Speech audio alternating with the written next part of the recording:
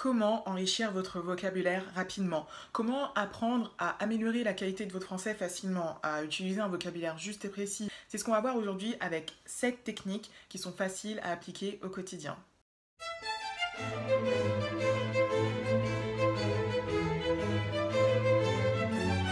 Bonjour à tous et bon retour sur ma chaîne, je suis Jennifer, je suis conseillère en écriture et j'ai vraiment hâte de vous partager ces 7 techniques qui vont vous permettre d'enrichir considérablement votre vocabulaire et rapidement. Parce que pendant plus de 3 ans, j'ai donné pas mal de cours particuliers à des élèves qui préparaient notamment les concours de Sciences Po. Et j'ai vraiment pu voir que beaucoup de personnes manquaient de vocabulaire.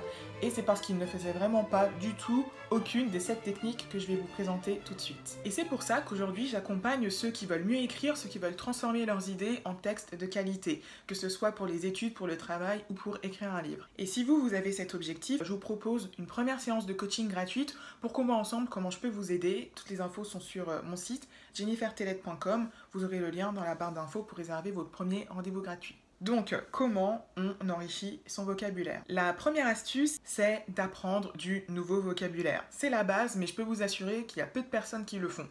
Et comment vous le faites automatiquement au quotidien? Dès que vous avez un mot que vous ne connaissez pas, vous en cherchez la définition dans le dictionnaire.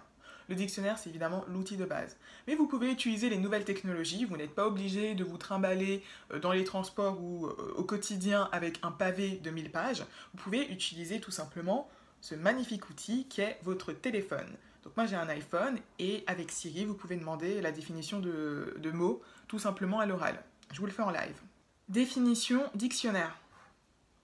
Recueil des mots d'une ou de plusieurs langues et des informations s'y rapportant, présentées selon un certain ordre, alphabétique, thématique, systématique, etc.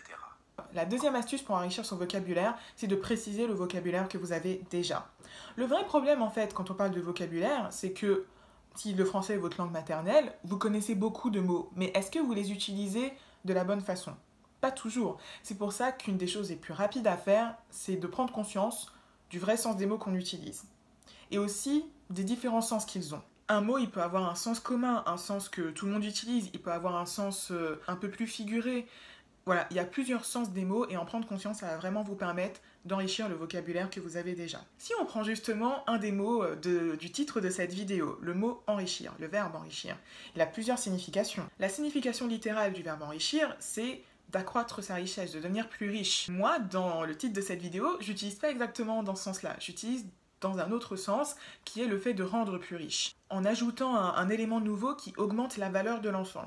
Et justement, dans cette vidéo, vous allez apprendre des astuces, des techniques qui vont vous permettre d'enrichir, de rendre plus riche votre vocabulaire, en ajoutant des éléments que vous n'avez pas, pour augmenter la valeur de votre langue française. Il faut vraiment faire attention aux expressions que tout le monde utilise et qui ne sont pas correctes. Par exemple, pallier à quelque chose, non, il faut dire pallier quelque chose. Voilà, il y a plein d'incorrections que tout le monde fait, qui sont entrées dans le langage courant et qui sont fausses. Et c'est pour ça que la semaine prochaine, je vais faire vraiment une vidéo qui va lister les grosses erreurs à ne pas faire en français. Donc, si vous ne voulez pas manquer cette vidéo, abonnez-vous à la chaîne. La troisième technique pour enrichir son vocabulaire, c'est de jouer à des jeux de vocabulaire. Là, on lie l'utile à l'agréable, on joue et on apprend. Donc les jeux de vocabulaire type Scrabble et mots fléchés ne sont pas réservés qu'aux personnes âgées ou qu'aux personnes qui regardent des chiffres et des lettres. Voilà, non. Les mots fléchés, ça peut vraiment être marrant. Moi, j'ai eu une petite période. Dites-moi en commentaire si vous aussi vous avez eu une période de mots fléchés ou ce genre de choses. Voilà, il y a des jeux comme ça qui permettent en gros de réveiller la mécanique du langage, des mots, et ça va vraiment vous permettre de plus facilement trouver les mots justes au quotidien. La quatrième astuce, c'est de prendre conscience de la connotation des mots.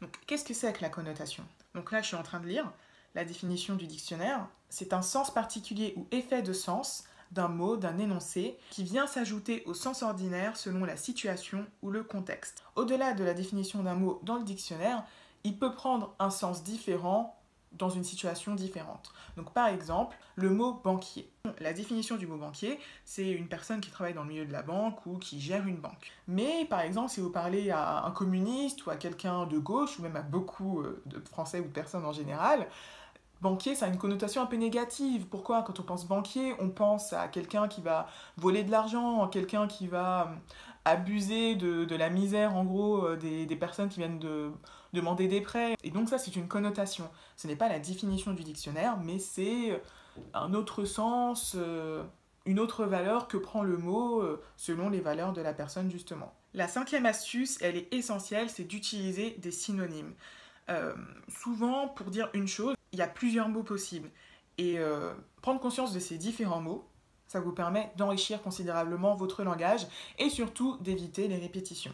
Donc par exemple, j'aurais pu mettre à la place d'enrichir votre vocabulaire dans le titre de la vidéo, j'aurais pu mettre développer votre vocabulaire, élargir votre vocabulaire, ou même accroître votre vocabulaire. Mais je trouve que le mot enrichir est beaucoup plus joli, donc c'est pour ça que je l'ai choisi. Et l'outil indispensable pour cela, c'est un dictionnaire des synonymes. Vous devez écrire un texte et vous voyez que vous répétez souvent les mêmes mots, dictionnaire des synonymes, c'est indispensable. La sixième technique pour enrichir votre vocabulaire, c'est d'élargir sa culture générale. Ça, c'est quelque chose auquel on ne pense pas souvent, mais le vocabulaire, il vient aussi du fait d'avoir des connaissances sur des sujets divers, tout simplement. Et pour apprendre du vocabulaire précis sur des thématiques, vous pouvez évidemment le lire, la lecture c'est un peu l'outil principal de développement du vocabulaire. Vous pouvez aussi regarder des documentaires. Voilà, il y a plein de moyens d'enrichir son vocabulaire en élargissant sa culture générale.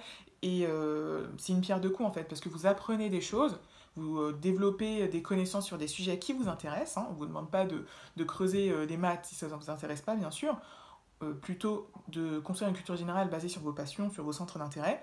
Et en même temps, vous enrichissez votre vocabulaire, donc c'est tout bénef. Et la dernière astuce, la dernière technique, c'est d'écrire régulièrement. Ça me semble ultra important. Pourquoi ? Parce que plus vous écrivez, plus les mots viennent facilement. Moins il y aura d'écart entre votre pensée et ce que vous écrivez. Parce que c'est ça qui est frustrant en fait quand on écrit. C'est qu'on n'arrive pas à retranscrire vraiment ce qu'on a dans la tête. Et on est frustré parce que ce qu'on écrit n'est pas satisfaisant et parfois est même l'inverse de ce qu'on pense.